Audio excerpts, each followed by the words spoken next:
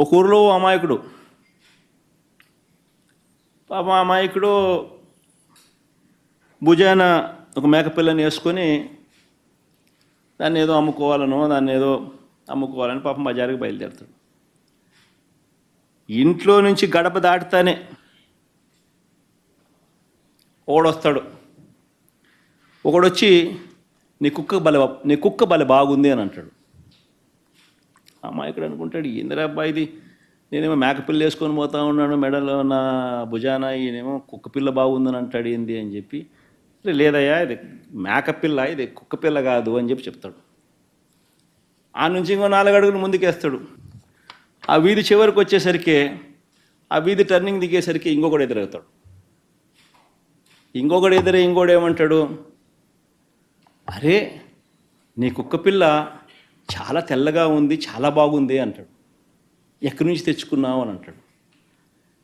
ఈ అమాయకుడు అనుకుంటాడు, ఏందిరా నేను మేకపిల్లని నేను తీసుకుపోతా అంటాడు. మళ్ళీ ఇంకొకడు వచ్చి మళ్ళీ కుక్కపిల్ల అంటాడు. కుక్కపిల్ల తెల్లగా ఉందని అంటాడు, భలే బాగుందని అంటాడు, ఎక్కడి నుంచి తెచ్చుకున్నాను అంటాడు. ఏంది కాదు స్వామి, ఇది మేకపిల్ల, ఇది కుక్కపిల్ల కాదు ఇది అని చెప్పి, నీ కన్ను కనపడడం లేదా నీకు అని చెప్పి మళ్ళీ ముందుకు పోతాడు. మళ్ళీ ఆ నుంచి ఇంకో కిలోమీటర్ ముందుకు పోయేసరికి ఇంకోడు కనపడతాడు. ఇంకోడు కనిపించారే నీ కుక్కపిల్ల బలి బాగుంది, నాకు అమ్ముతావా అని అంటాడు.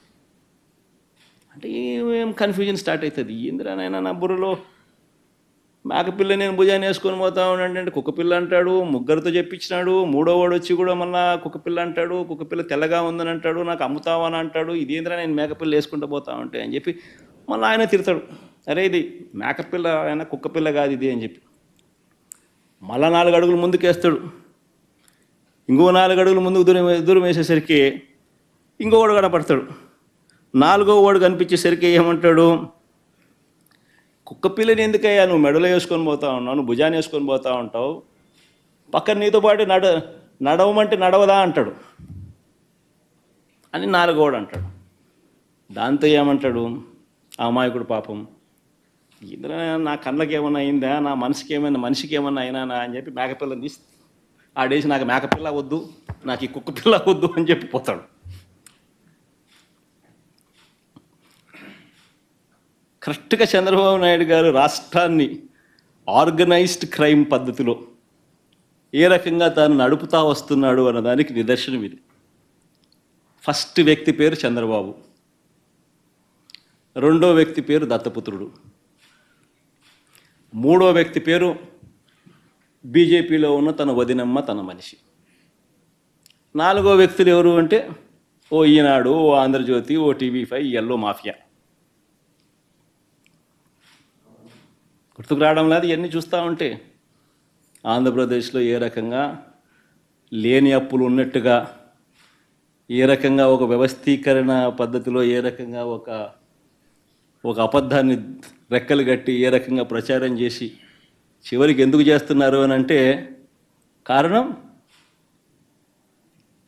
సూపర్ 6లు, సూపర్ 7లు ప్రజలకు ఇవ్వకుండా మోసం చేసేందుకు ఇదంతా జరుగుతూ ఉంది.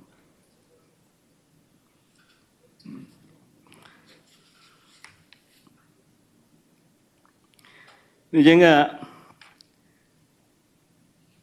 రాష్ట్ర ప్రజలు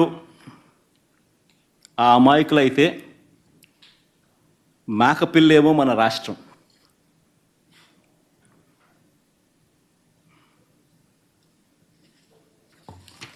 దాన్ని ఏ రకంగా గజదొంగలు ఆ పడేసిన మేకను తీసుకొని పోయి బిర్యానీ చేసుకొని ఏ రకంగా తిన్నారో, దోచేసుకొని పంచేసుకొని తిన్నారో, ఆ 4 ఇంతకుముందు నేను చెప్పిన ఈ 4 రాష్ట్ర ప్రజలను, రాష్ట్రాన్ని ఈ రకంగా మోసం చేసి, ఏ రకంగా బిర్యానీ కొట్టేసుకొని ఏ రకంగా తినే కార్యక్రమాలు, దోచుకోవడము, తినే కార్యక్రమాలు జరుగుతూ ఉన్నాయి.